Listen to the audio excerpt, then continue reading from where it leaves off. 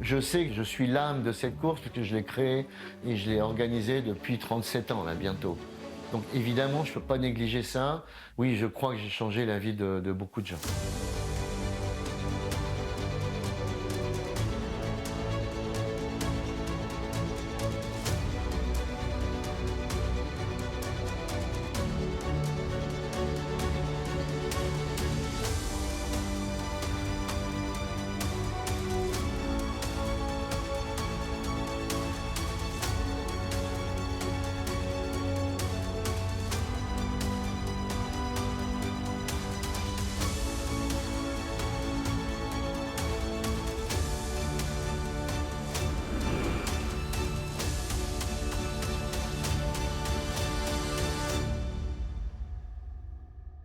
C'est en 84, après avoir vécu 2 années en Afrique de l'Ouest, traversé le Sahara plusieurs fois en voiture, je décide en 84, en me réveillant un matin, chez mes parents, avec mon petit frère, de traverser le désert à pied. Et il me dit Ok Patrick, rendors-toi, je crois que tu es en train de faire un cauchemar.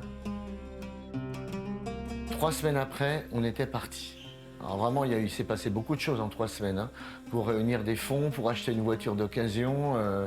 Bon, c'était vraiment... Et les 3 pieds nickelés sont partis en expédition, quoi. Donc ça a été une aventure extraordinaire parce que beaucoup de complicité, beaucoup d'amitié, beaucoup de rigolade et beaucoup de sérieux aussi malgré tout dans la préparation.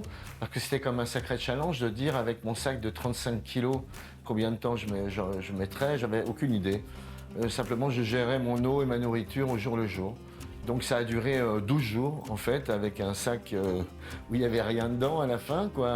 Les mollets avaient gonflé, j'ai failli avoir un abandon sur une tendinite et la nuit a été réparatrice, je suis reparti le lendemain comme si j'avais rien eu la veille.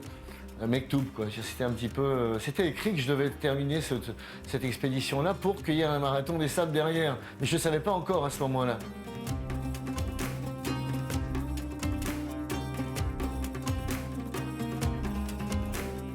C'est un truc qui me plaisait, de me dire j'ai mon eau, j'ai ma nourriture et je dois être capable de marcher pendant 350 km dans le désert pour allier un point et un autre, tout simplement. C'est comme ça que ça a commencé, quoi. Donc on a proposé ce concept très original et unique parce qu'il n'y avait pas d'épreuves qui existaient comme ça.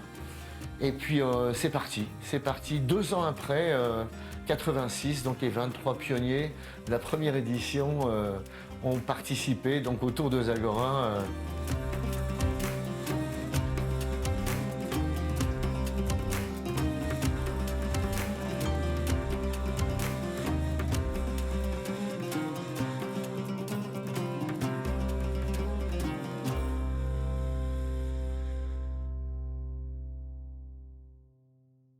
Moi, j'ai pas connu les débuts, mais comme tous les visionnaires, on leur prête toujours un petit grain de folie. Et Patrick, il a toujours ça. Enfin, j'ai un exemple bien précis. Quand on part en reco, qu'on a établi un parcours et qu'on est avec Patrick dans la voiture, à un moment donné, il va nous dire « Est-ce qu'on ne dirait pas voir par là ?»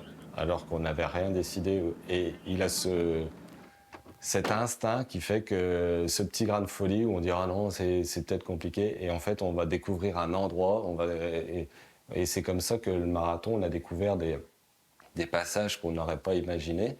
Et je pense qu'il a cet instinct-là et cette vision aussi sur la façon de voir les choses qui... Oui, donc pour moi, c'est un vrai visionnaire, oui.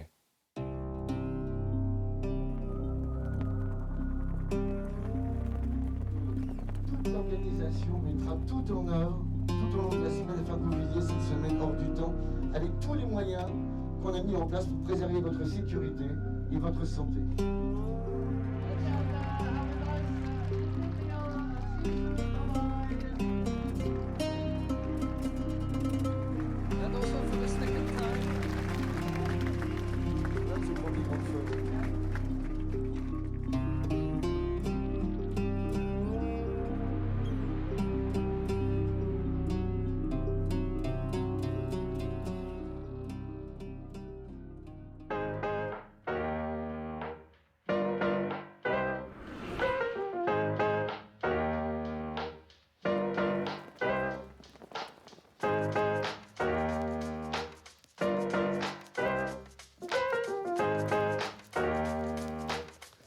Magnifique, hein? Oh bah super. C'est bon, hein.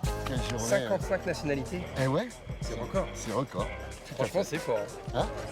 Contrôle technique, administratif, médicaux, vérification des passeports, des électrocardiogrammes, installation des balises satellites, remise de dossards et des contrôles antidoping là-bas. Ici, les contrôles de l'électrocardiogramme. Et on a refait 10 ECG où il y avait des doutes. Bah oui, normal. Hein. Ça va bien. Super. Super.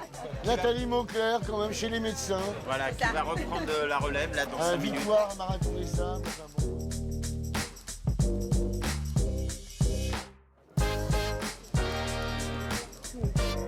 Good luck. Normally, yeah. And have a good race. See you on the checkpoint.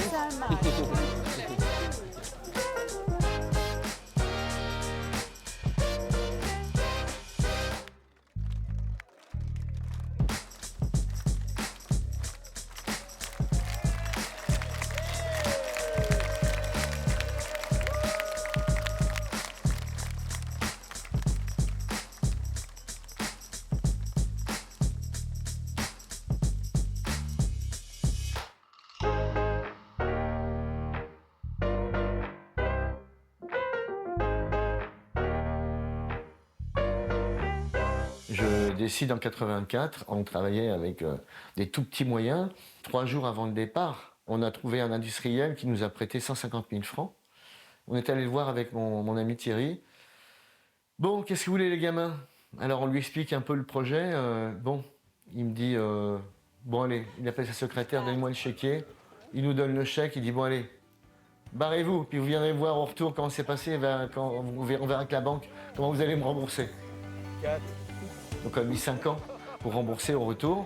Bon, donc évidemment, personne n'a vécu de ça pendant 10 ans. Hein. Ça a été vraiment un travail, on vivait les uns avec les autres. Les plats de pâtes et les pommes de terre, on connaît, on a donné. C'était vraiment avant-gardiste. Mais je me suis dit, si nous, ça nous fait rêver de partager une idée comme ça, il y a des gens qui vont rêver sur cette idée-là. Et la preuve, c'est qu'on a eu 23 concurrents malgré tout. La première année, il a fallu un concurrent par mois pendant 2 ans à recruter. Mais bon, on a atteint nos objectifs, ça s'est fait, on a eu des dettes et on a continué. D'après, il y avait 65 coureurs, 150, etc. Ça a progressé jusqu'au 5e marathon avec 200 participants. On avait envie d'aller au bout de cette histoire et on a réalisé notre rêve.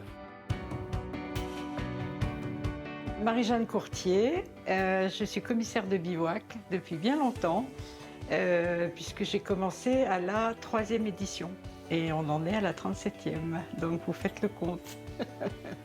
Au début, il n'y avait pas beaucoup de concurrents, bien évidemment, il y avait un cercle, une quarantaine de tentes, donc par rapport à les 160 d'aujourd'hui, c'est énorme. Il n'y avait pas tous ces services aussi, il n'y avait pas de mail à l'époque. Et puis, les concurrents étaient peut-être moins bien préparés. Là, on voit que les concurrents ont un entraînement extraordinaire, qu'ils anticipent beaucoup la course. Ce qui me plaît énormément, c'est ce mélange de pays et de nationalités. Et tous vers un but, c'est d'arriver à bon port, si je peux me permettre, même s'il n'y a pas de port dans cet endroit-là. Mais c'est cette convivialité. On sent bien qu'il y a une convivialité entre les concurrents. Et puis ce désert, il est quand même magique. Hein. Je me souviens avoir vu la comète de Halley, c'était dans les 1998, quelque chose comme ça. Et d'une netteté, j'avais l'impression que je la voyais, qu'elle était sur nous, quoi. C'était extraordinaire de voir ça.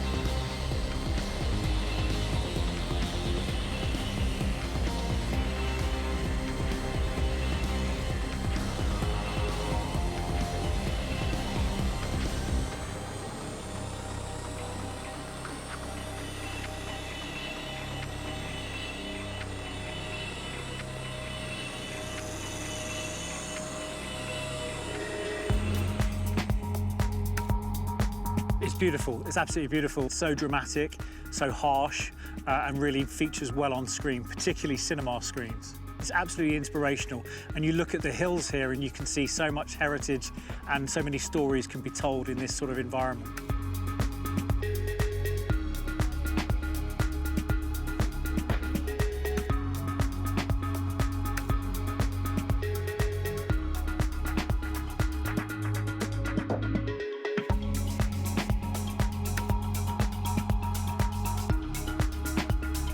I came here on my own, although with about 1,100 of my closest friends.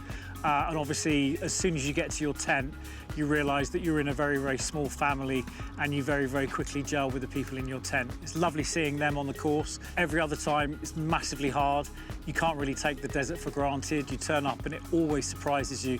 Patrick always puts something to test every level of competitor. There's not a single competitor who came away from yesterday feeling it was a tough day.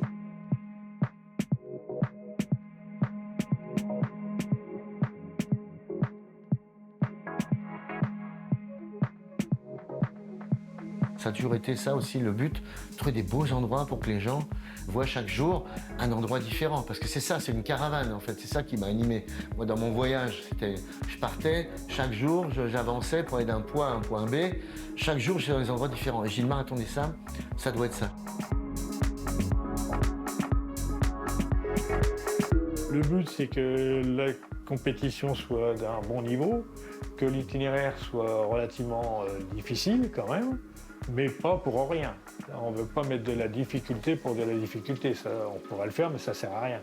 Il faut qu'il y ait du plaisir. Il faut que le concurrent, quand il arrive en haut d'un sommet, il ait un paysage pour se régaler. Et quand il découvre une nouvelle vallée ou un nouveau passage, c'est toujours un plaisir renouvelé. Le plaisir d'abord, hein, c'est surtout ça.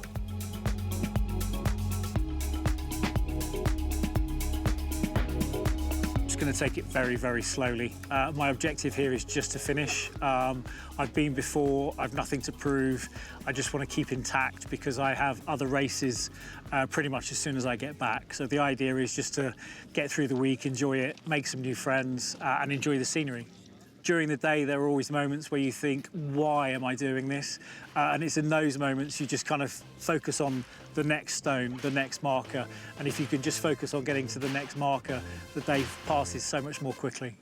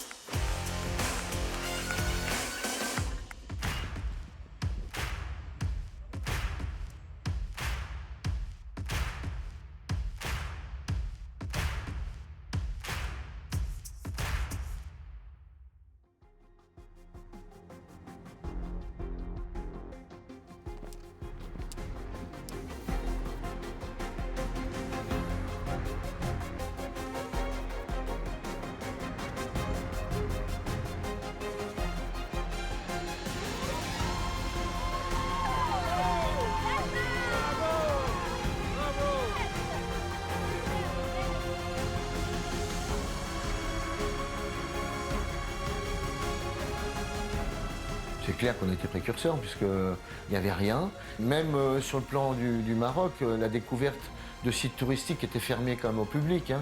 Il fallait une autorisation. Ensuite, je pense que les valeurs que véhicule le MDS, qui sont la solidarité, la bienveillance, le respect des différences, tout ça contribue aussi à donner une éthique aussi qui touche les gens.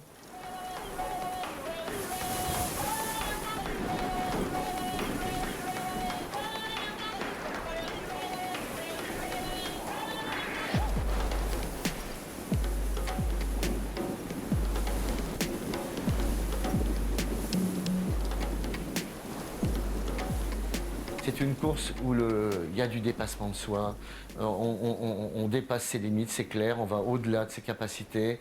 On apprend la gestion de l'eau, de son sommeil, de la nourriture, de ses calories, de tout ce qu'on a emmené. Mais c'est aussi quelque chose que les concurrents se ressentent après dans le désert, c'est cette introspection, ce voyage intérieur qui fait que on se pose des questions qu'on ne pensait pas se poser. On trouve des réponses qu'on n'imaginait pas non plus, trouver des réponses à des questions existentielles ou simplement sur notre vie, notre relation avec nos enfants, notre femme, notre travail. Il y a des révolutions qui se passent pour certaines personnes.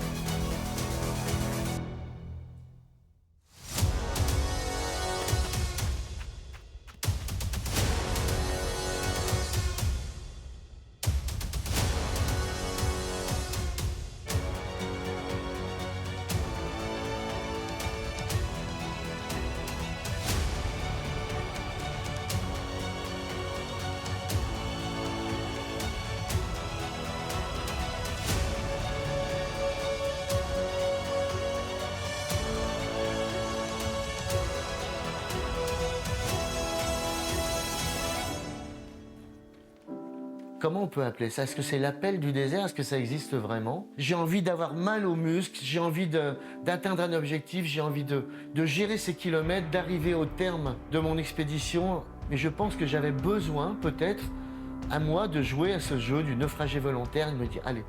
Mais ça m'a transcendé.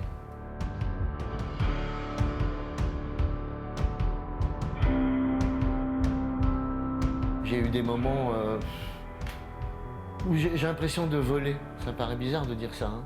De voler, c'est-à-dire de ne plus marcher, de plus me porter et ne plus penser à rien. De survoler comme ça et d'avancer comme ça, quoi. Et on peut être seul, même au marathon des sables, même aujourd'hui s'il y a du monde. On a ces moments de solitude aussi, même si on est en groupe, on peut se détacher du groupe, on peut avoir ces moments à soi-même.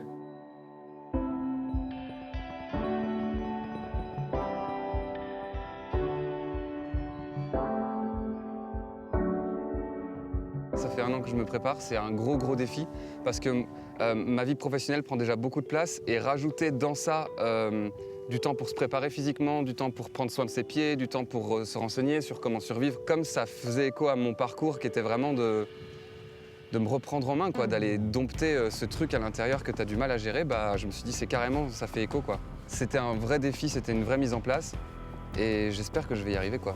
J'espère que je vais réussir à me prouver que je suis capable de le faire. Ça me ferait du bien, ça me ferait du bien au moral. Je suis venu pour éprouver mon moral, mais je pense que sur le long terme, ça te fait du bien de savoir que tu peux compter sur toi, quoi. Que tu es quelqu'un de solide et que si tu es capable d'affronter le désert 7 jours, tu es capable de faire gaffe à ta condition physique et à gérer des soucis du quotidien. Et le fait de revenir à des pressions vraiment fondamentales de j'ai soif, j'ai faim, je suis fatigué, j'ai mal aux pieds, ça va faire relativiser un tas de choses, quoi. Et on va rentrer, on sera des nouveaux hommes. On va grandir. On est là pour grandir, je pense.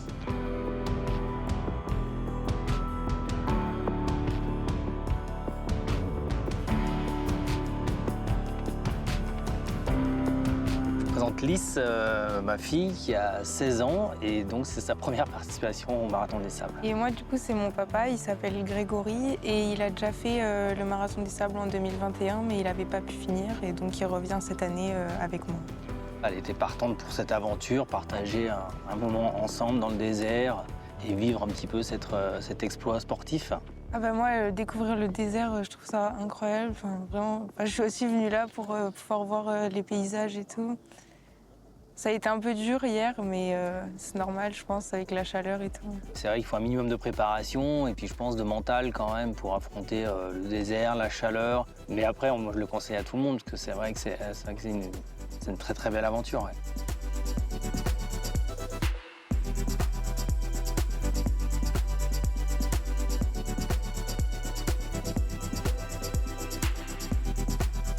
parle. Voilà. Donc s'il y en a un qui a un petit coup de chaud, un petit coup de moins bien, bah, l'autre il est là, il le tire un peu, voilà. Donc non mais à deux, c'est vrai que c'est plus intéressant. Je pense que ça va créer des liens encore plus forts que ce qui était déjà et c'est super bien. Bah, il y a beaucoup d'émotions. De partager ça avec sa fille, déjà qu'on avait des liens qui étaient assez rapprochés. Et je pense que ça va continuer à renforcer, on va dire, cet amour familial. Bah, moi, franchement, je te remercie parce que je sais que ça va laisser des souvenirs inoubliables et que ça va être une aventure incroyable.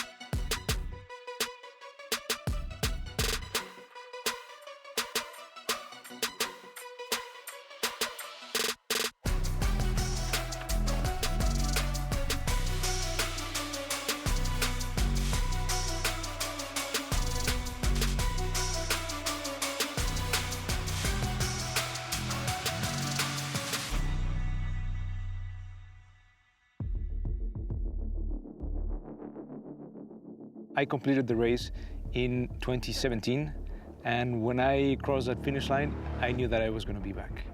So I signed up again for last year, for 2022. Just after reaching the bivouac for the first night, I wake up to see a message on my satellite messenger that said that my father had had an accident and that he needed urgent surgery and that I had to come home.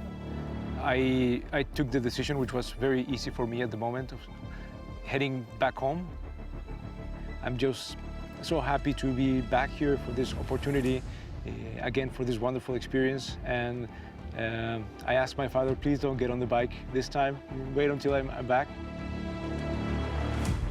So I like big challenges, and Marathon des Sables is one of the toughest. I love having that goal in my calendar. I think that the bigger the challenge, the bigger the reward, and Marathon des Sables is definitely a massive challenge.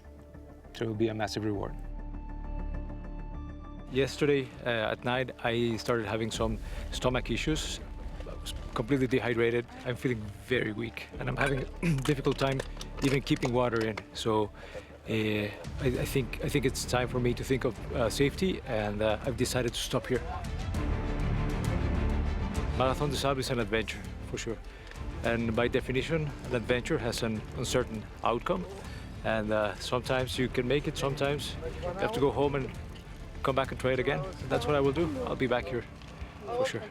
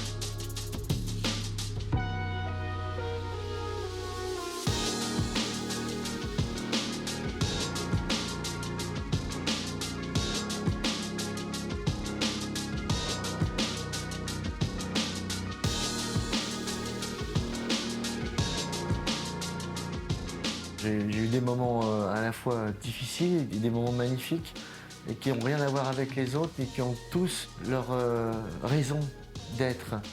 Ça peut être au-dessus d'un bivouac dans un lieu magnifique. J'ai grimpé en haut d'un djebel et je ressens une émotion parce que j'ai besoin de ces moments-là aussi moi pour me recharger aussi mon énergie et sentir cette aura qui englobe tout le bivouac.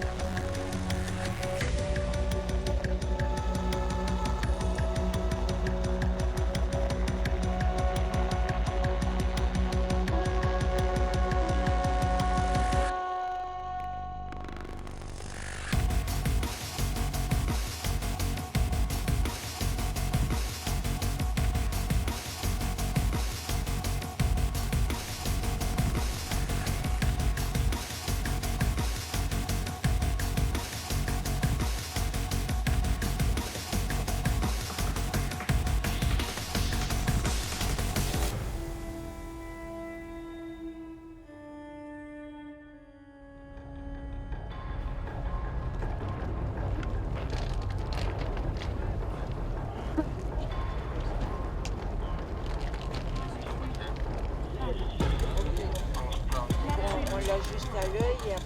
I will never give up.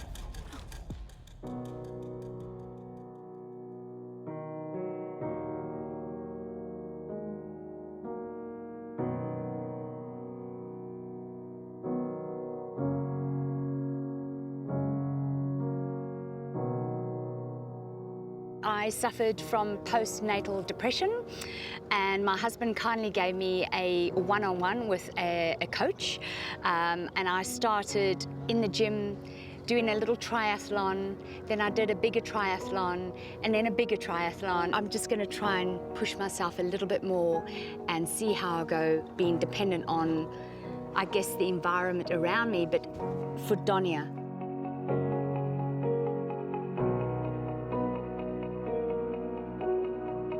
I think everybody here, you know, even out on the course, we just want to see everybody achieve the goal. So for us every day, we're caring for one another. It's pushing people mentally, you know? But I just believe I can do it. I know I can, and everybody can, and I feel sad for people who have left. I'm so grateful to be here. I really, really, truly am.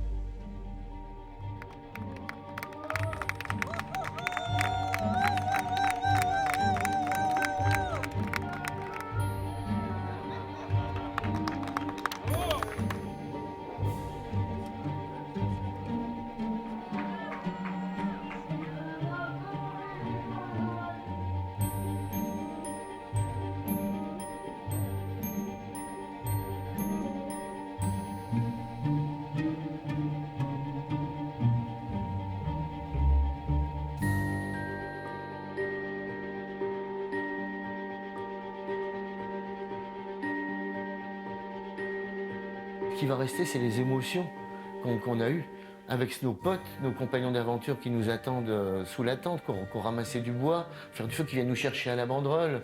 Ces moments sous les étoiles où on a partagé notre petit feu avec nos potes, la nuit dans la longue, ces petits bâtons lumineux verts dans le désert, ces moments au CP où on s'arrête, où on peut boire un thé exceptionnellement, se mettre dans des transats, regarder les étoiles, se reposer autour du feu en attendant de repartir de checkpoint en checkpoint. Checkpoint 5. We did it. I'm very, very proud. It's so much cooler. What a surprise to have these seats here. It's incredible. I feel like I'm at the beach at night. I just need a pina colada, then all will be good.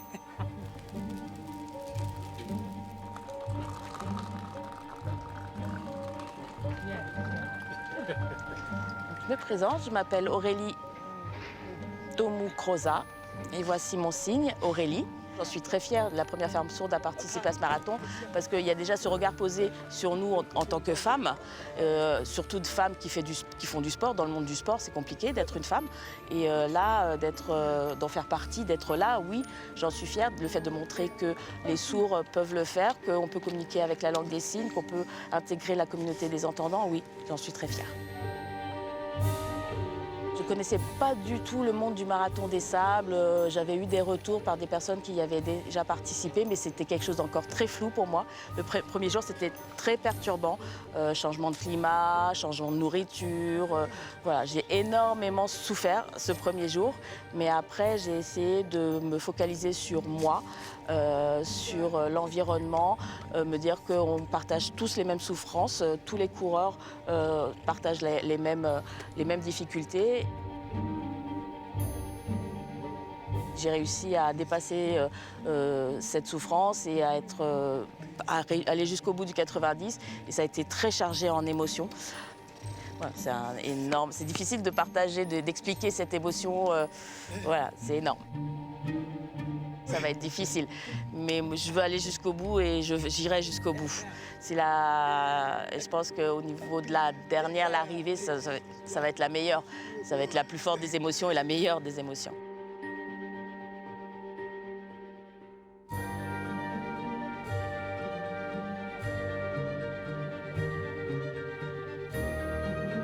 Ça, il faut que ça se décante.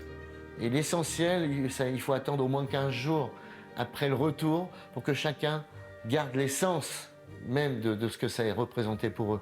Et combien de gens me disent « moi plus jamais je reviens dans ton truc, c'est un truc de dingue, hein. J'en ai tellement chié ». Bah, l'année d'après ou 2 ans après, ils sont là.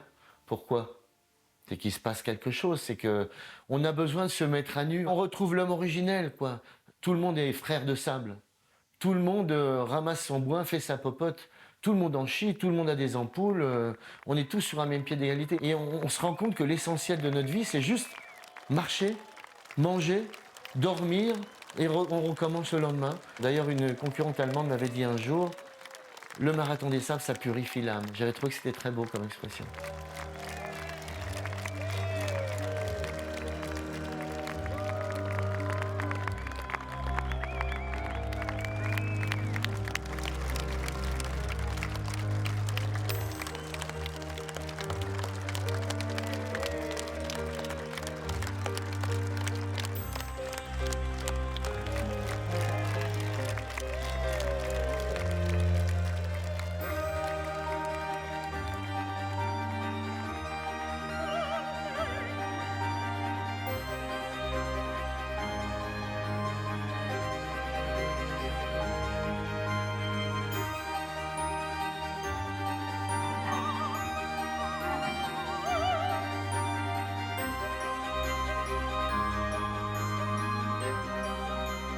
Quand on est dans l'orga et qu'on fait le roadbook, on donne des noms à des sites qui n'en ont pas.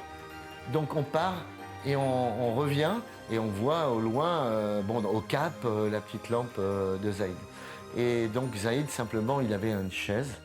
Et donc on a appelé le lieu Coursil Diel Zaïd, la chaise de Zaïd.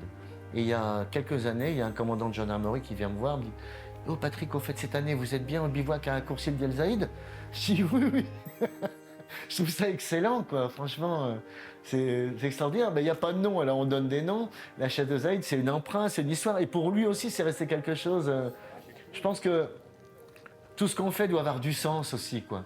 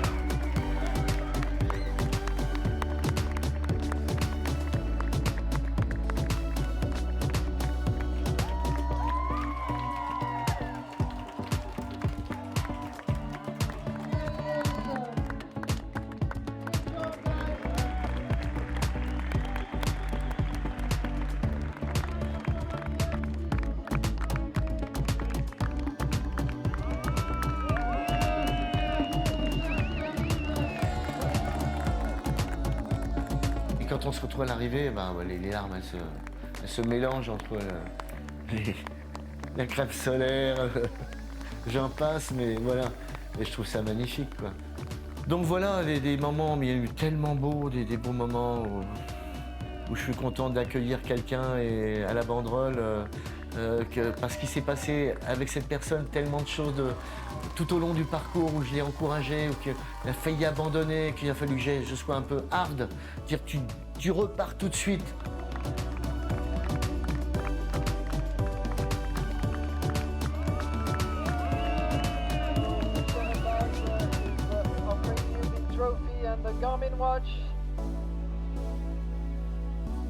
Et en plus, je fais une petite déclaration parce que c'est la première fois quand Marilyn est venue sur le marathon des sables, pour la première fois cette année, elle nous a dit, vous savez, si je gagne un prix, quel qu'il soit, je reverserai la totalité de ma prix.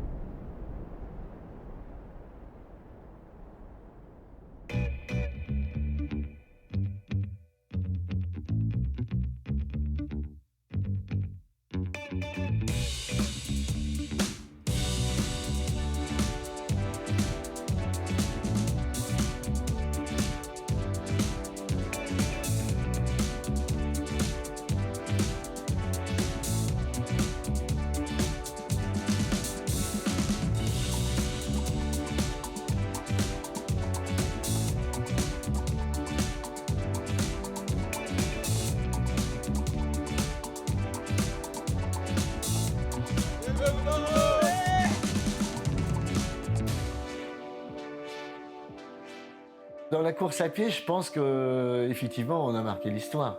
Parce que le Marathon des Sables est devenu la légende qui continue de la naissance à aujourd'hui. C'est devenu une course légendaire. Beaucoup de coureurs ont dit pendant des années, beaucoup de journalistes aussi, qui ont écrit que c'était la course la plus dure au monde. Mais c'est toujours la plus dure, ce que font les concurrents de toute façon. Oui, je crois que j'ai changé la vie de beaucoup de gens. Mais combien de gens sont revenus pendant des années, combien de gens reviennent, mais ça a une aura incroyable, quoi.